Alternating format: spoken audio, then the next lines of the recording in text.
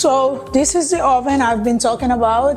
Like it. This is a toaster oven, air fryer, and a regular oven. Love it. It's really doing a great job. And one of the things I like about this oven, it burns less electricity.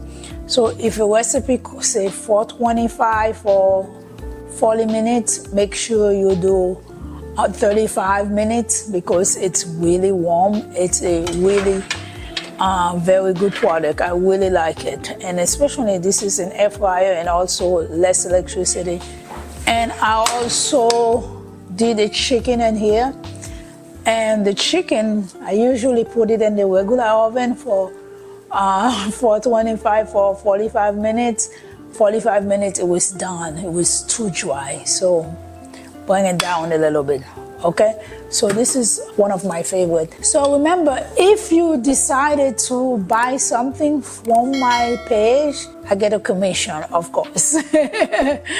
So yeah, keep coming back. I have a lot of product I put on my site, and a lot of those products I've used. So yeah, thanks.